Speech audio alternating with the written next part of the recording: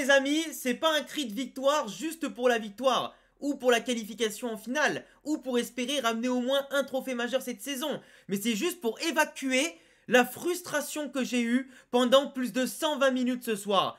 Parce que j'ai vu ce soir des chèvres et des merguez, des chèvres-guaises, appelle ça comme tu veux. J'ai jamais vu sur le terrain, à part certains comme ce petit bonhomme qui est à mon sens Hendrik, un véritable guerrier, un bonhomme qui lui a des cojones, tu vois, comparé à tous les mecs à côté de lui, qui sont vraiment mais des merguez, des tartines de merde qu'on étale, que Carlo Ancelotti étale tranquillement, et que certains d'entre vous veulent garder cette saison. Carlo Ancelotti pour la prochaine.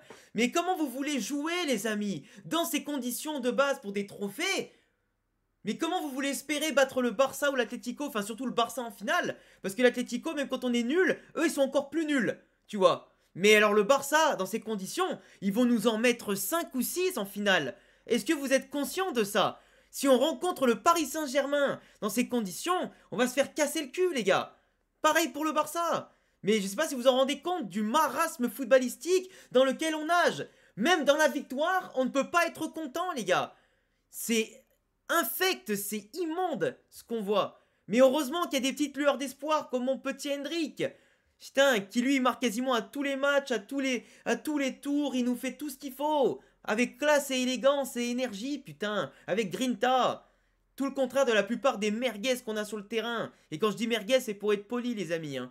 Enfin bref, on a eu un match 4-4 qui nous qualifie avec la victoire 1-0 au match aller. En finale maintenant, on verra qui de l'Atlético ou du Barça nous défiera à partir du coup de demain soir. Match qu'on débriefera bien sûr sur la chaîne, tout comme on va débriefer celui-là tactiquement parlant du début à la fin du match. Donc n'hésitez pas à vous abonner les amis si vous aimez bien sûr mes analyses, ma façon de présenter le football, le Real, le Barça et ce que tu veux. T'es toujours le bienvenu quoi qu'il arrive.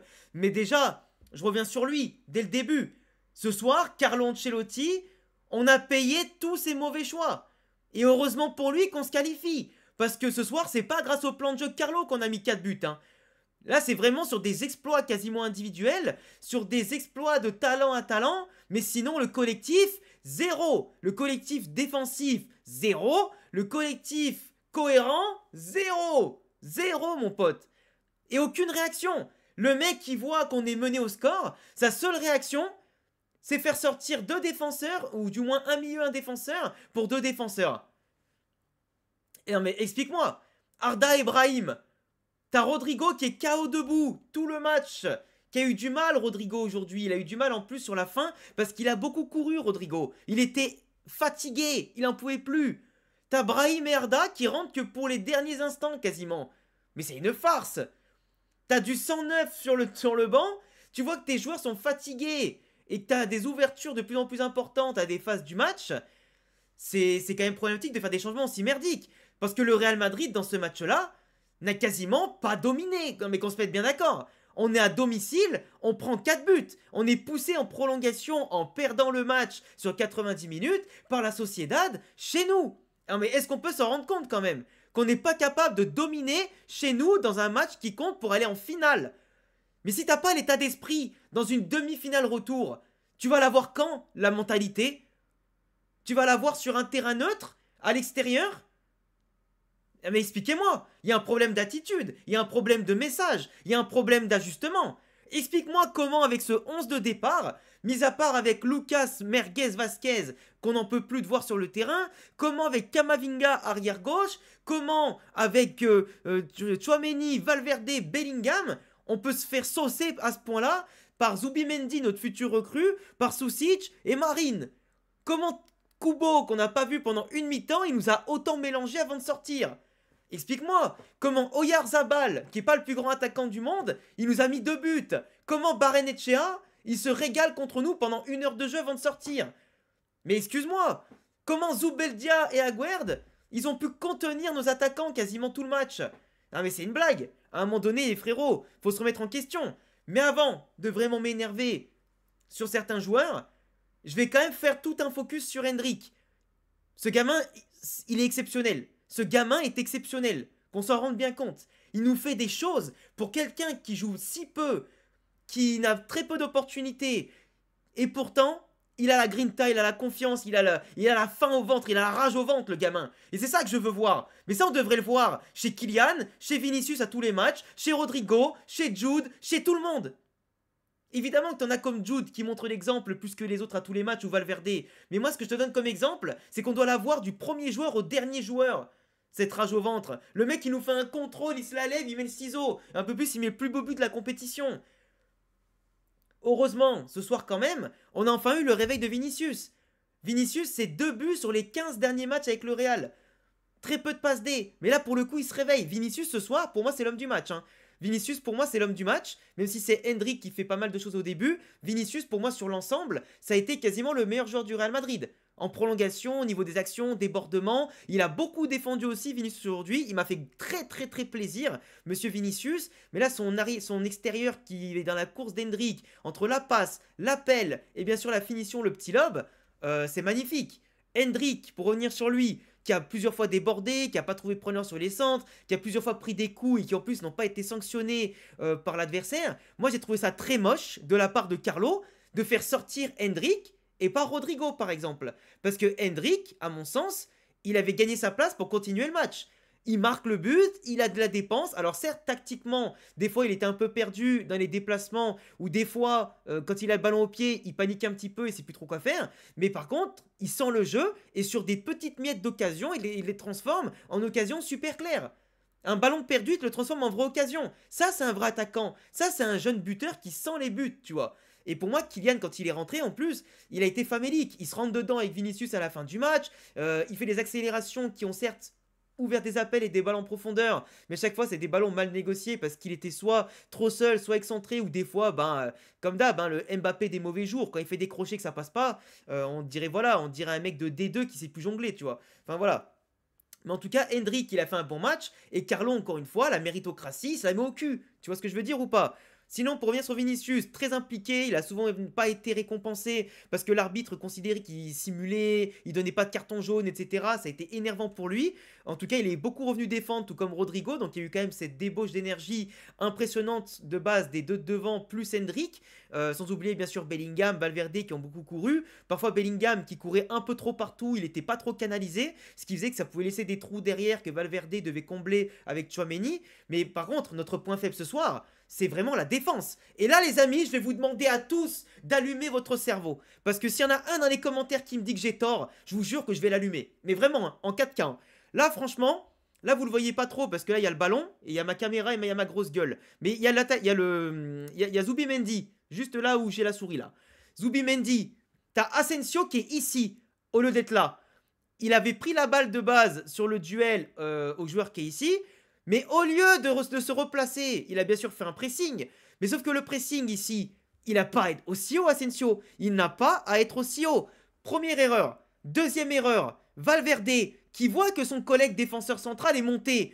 Mais regarde derrière l'espace que t'as, voit qu'il y a potentiellement un attaquant avec Oyarzabal qui est très malin et sûrement beaucoup plus malin qu'un Lucas Vazquez qui est tout seul entre deux défenseurs. Reviens te placer ici, bougre de Dieu. Reviens te placer ici. Et après pareil, Vasquez du coup qui est obligé de couvrir l'erreur d'Asensio qui est monté et que Valverde vient pas pour venir dans l'axe. Sauf que quand tu viens pas dans l'axe, t'en as un, Barrenechea qui reste tout à gauche. Et Rodrigo, au lieu de s'occuper du ballon, regarde sur ton côté gauche. Si ton putain derrière latéral, il prend son côté.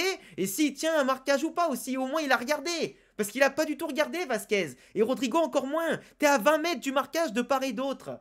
Donc ça fait 1, 2, 3, 4 erreurs. Qui engrange quoi? Une balle sur Oyarzabal, bien sûr, parce que Vasquez, au lieu de le coller, il recule. Erreur de débutant numéro 6, 5. Et l'autre, du coup, forcément, il la dévie pour Barrenechea, qui prend dans le dos, personne ne peut intervenir. Alaba qui regarde bien, éventuellement au cas de centre. Kamavinga qui est en avance sur l'ailier droit. Mais du coup, Lounine, il peut rien faire. Il est à bout portant, les jambes écartées.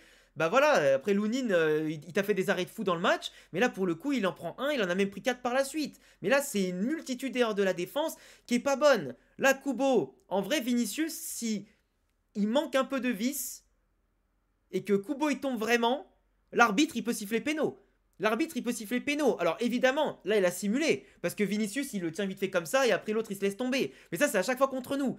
Kubo, il est plus fort contre nous pour se venger qu'on l'ait pas gardé que contre le Barça, par exemple. Mais contre nous, à chaque fois, il marque, il fait une passe D, il provoque un penalty et il simule en plus. Là, pareil. Là, il y en a certains qui me disent, mais Bellingham, il n'y a rien. Alors, je sais pas s'il n'y avait pas hors-jeu de Bellingham de base, et dans tous les cas, il y aurait eu hors-jeu. Je sais pas, parce qu'il était positionné un petit peu haut sur le ballon dévié ou remis en jeu. Mais en tout cas, le gardien sort avec le bras et ne maîtrise pas sa sortie. Bellingham est avant lui sur le ballon et le gardien ne maîtrise pas la sortie. Donc pour moi, c'est penalty normalement. Normalement, c'est penalty. Kamavinga, parlons-en, parce que j'ai parlé de Vasquez, de Valverde, d'Asensio. Asensio d'ailleurs qui enchaîne quelques petites erreurs en ce moment, de placement qui coûtent cher. Après, il se reprend dans les duels et tout. Mais attention, parce que là, il y en a deux autres.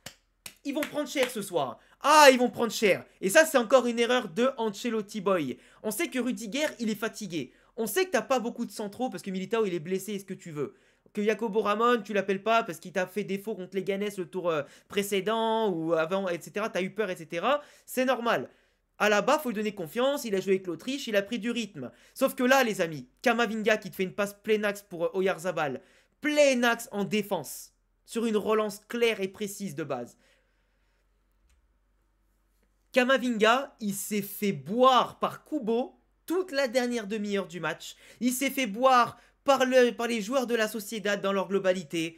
Il s'est fait bouffer sur le crochet, aucune combativité parce qu'il avait peur de faire faute. Il bloque pas son couloir. Alaba qui la met contre son camp parce que bon, après le pauvre, là, il peut rien faire. Mais Alaba, dans le match, il a été dépassé dans la vitesse, dans les relances, au pressing, dans les duels. Sur les coups de pied arrêtés, il a été mangé. Là, on a encore trop d'espace pourtant sur une occasion de base qui était à nous. Vinicius qui est obligé de revenir parce que Kamavinga il était encore resté en haut. Mais tu vois, heureusement qu'ici sur la balle longue, je crois que c'est Oyarzabal qui contrôle mal la balle. Et après elle passe hyper loin. Mais tu te rends compte qu'on prend quand même le 3-1 dans la foulée. Modric il était rentré. Et Modric, le pauvre, sur le mauvais contrôle, l'interception, il la met en profondeur à Kubo, Alaba qui sort de position. Donc il est totalement bouffé. Et là, on est à 4 contre 1. Kubo, il montre de l'intelligence pour la mettre en retrait sur Oyarzabal qui va encore allumer Alaba, qui va prendre à contre-pied Lounine et ça rentre au fond. Mais on prend quand même le 2-1 et le 3-1 en quelques minutes. Mais il faut se rendre compte de la dinguerie. Faut se rendre compte de la dinguerie. Modric qui se rattrape de sa bévue sur la déviation, te fait une belle passe en profondeur pour Vinicius qui va faire la passe D pour Jude Bellingham qui a été offert au four et au moulin aujourd'hui, qui a couru partout et un peu nulle part à la fois. Il a eu du mal Bellingham à faire des belles passes, une belle orientation du jeu et à être super intéressant dans le jeu, même s'il a fait une débauche d'énergie impressionnante et forcément dans ces conditions et quand ton équipe en défense elle est tellement nulle que tu dois faire le travail de 3-4 personnes pour une. Et bah tu vois, il met son petit but, donc en ce moment il prend des stats, il prend de la confiance, c'est très bien. Vinicius qui a fait 2 passes dès ce soir, c'est très bien aussi, mais tu vois, l'équipe elle est lunaire. T'as un manque d'attitude, tu rentres pas dans le ballon dans les duels, tu recules à domicile, tu te laisses balayer dans les espaces, tu les laisses te dribbler, tu les laisses centrer, tu les laisses en plus tirer, la balle elle est repoussée, tu la relaisses tirer, il y a personne sur les seconds ballons, il y a personne d'attentiste et tout, c'est pas normal. Mais après, tu vois, on voit quand même que le Real, c'est une équipe spéciale, capable de marquer le 3-2 dans la foulée du 3-1 pour se relancer. Lounine, il te sauve là avec une belle parade et après derrière l'autre, il a tiré au-dessus. Mais tu vois, ce qui est improbable, c'est que sur les coups de pied arrêtés, on pue la merde et Arsenal, ça va être leur péché mignon contre nous pour marquer un maximum de buts à l'Emirates ou au Bernabeu. On souffre contre n'importe quelle équipe et pourtant, dans le même match, on a marqué 2 corners. Le jour du poisson d'avril. Non mais il faut m'expliquer la logique. Tchouaméni qui t'en met encore un sur corner, parce que je crois que la dernière fois qu'il avait marqué, c'était une grosse frappe contre Vigo qui avait fini un peu dévié et petit filet de 25 mètres. Et la fois d'avant, c'était contre Gérone sur corner. Donc là, il remet un corner, tu dis 3-3, il reste 5 minutes, on est concentré. Mais il faut encore que Kamavinga fasse une connerie. Et tu vois, Alaba, t'avais pas trop le choix de le mettre pour économiser Rudiger. Mais pour moi, Ancelotti a encore merdé. Kamavinga, il est pas en forme au milieu de terrain, il est pas en forme arrière gauche, et tu le mets arrière gauche dans un match pour une place en finale. C'est pas le meilleur moyen de le relancer, Kamavinga. Il a la balle qui lui brûle les pieds et la défense où il a peur d'intervenir. Et quand il tacle, ça provoque un coup franc qui donne du coup un centre où t'as David Alaba qui se fait manger par Oyarzabal, Lounine qui sort n'importe comment, qui s'impose pas dans ses 6 mètres, un petit peu comme Thibaut Courtois ces derniers temps, et on se fait manger. C'est pas normal. Il y a un manque d'intensité de Grinta, même pour les joueurs d'expérience, je me l'applique pas. Et moi, Ancelotti, là où je l'en veux, c'est que t'as Fran Garcia qui sort d'un super match le week-end dernier, Et au lieu d'enchaîner la confiance et le temps de jeu en l'absence de Mendy, tu le mets remplaçant. Et t'attends d'être dans la merde pour le faire rentrer en prolongation. Moi, Fran Garcia, il jouait ce soir, il aurait fait 1000 fois mieux que Kamavinga. Je vous le dis. Même si défensivement, il peut laisser des trous, là, vu la performance de Kama, mais il faisait mais mieux sans problème. Et après, comme je disais, c'est Rudiger qui rentre et qui nous sauve de la tête. Et après, Mbappé qui n'a pas été trop en évidence. On a une prolongation très compliquée. Voilà, les cafouillages, on a eu des occasions, on a fait de la merde. Et moi, tu vois, la différence avec la Sociedad, c'est que eux, même s'ils vont pas en finale, ils ont montré de l'envie, du football, ce que c'est que jouer pour le copain, de construire des occasions, d'avoir des relances, des schémas de passe, des joueurs qui ont envie de jouer, des joueurs qui n'ont rien à perdre, des joueurs qui veulent jouer pour une place en finale, pour un trophée, tu vois. Eux, ils tiraient de loin.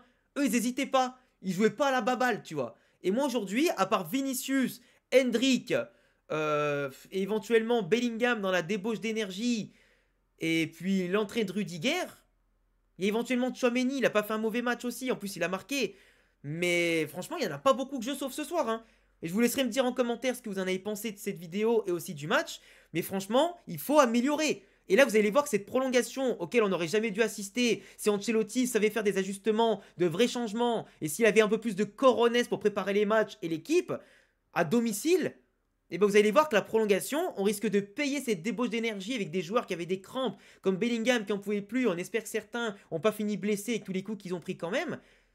Et ben on espère que contre Valencia ce week-end, d'ailleurs je serai pas là pour le match contre Valencia, j'essaierai de le regarder mais je suis en événement, donc peut-être que je le regarderai de loin et je vous ferai une vidéo au téléphone quand je pourrai, mais en tout cas c'est très très grave ce qui se passe côté Real en termes de jeu, d'efficacité et tout. On va quand même en finale, ce qui est quand même un paradoxe, mais pour moi l'équipe doit faire mieux, et Ancelotti doit faire mieux, parce que les valises mon pote, ton temps il est compté, je te le dis, hein. Même si Alonso il a perdu contre une division 3 en demi-finale de Coupe d'Allemagne, et ben il va quand même venir, parce que je l'attends Alonso. Il a une défense de chèvre à Leverkusen. Et j'espère qu'avec les recrues qu'on va faire cet été, on n'aura pas une défense de chèvre au Real Madrid l'année prochaine. Enfin bref, je vous laisserai me dire ce que vous en pensez. Abonnez-vous, cochez la cloche, le petit pouce bleu. Et à bientôt les amis pour d'autres vidéos. Ciao.